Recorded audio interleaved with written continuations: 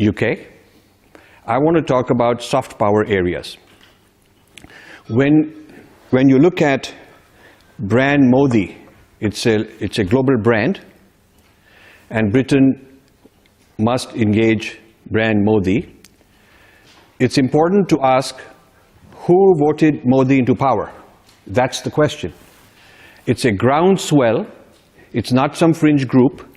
It's not something that's going to go away. This is the new India voice that feels it has been suppressed for a few decades, and this voice has come back in a big way. So this is the voice that Britain needs to understand, and I will give a little bit about what that voice is about. Because, as I will explain, Britain has its alignments in the public square and in academics and so on, often with the very same intellectual people from India that have now been booted out. So it's very interesting that the Indian voters have removed a whole narrative and replaced it with a new narrative, but many of the people from the old narrative still enjoy prominence overseas. So a good thing for a joke in India, in Delhi, is that if you get booted out of India, you can always go to London and they'll still think highly of you because you can market yourself that way. So this disconnect is something important to fix, because the policies of India should direct itself to the people's voice in India and not the voices that have been discontinued and dismantled. So we need to understand what has been dismantled in India, and it has some parallels with Brexit.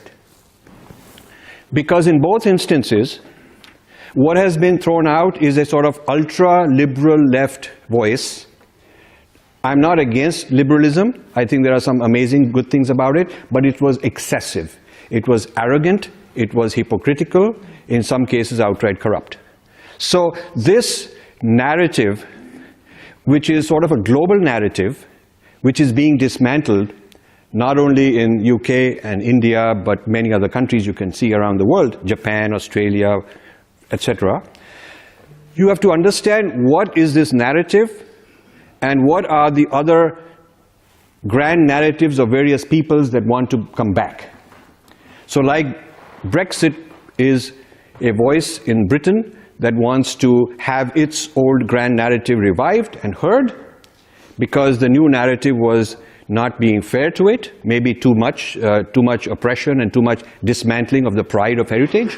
In the same way, that exact sort of thing is what brought Modi into power. Because after India's independence, what India got was political autonomy.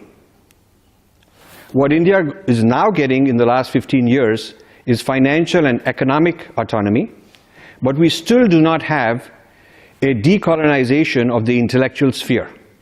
We still have books written in the past which are very denigrating to the culture and heritage and history of the Indian people, and this is an Indian problem.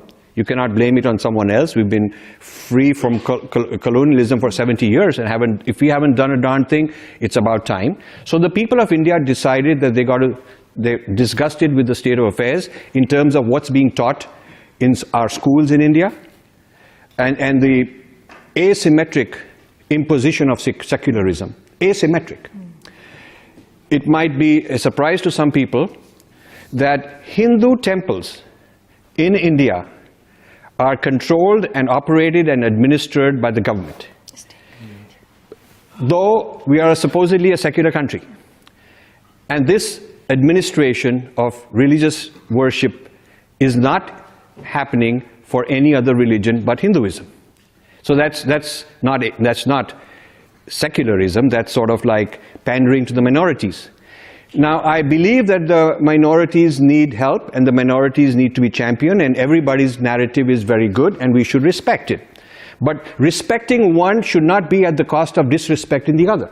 It should not be that we got to knock down the 80% minority in order to impress the vote bank of the 20%, the 80% majority in order to get the vote bank and the hearts of the 20% minority. And it's these games which are dishonest which led to the dismantling of this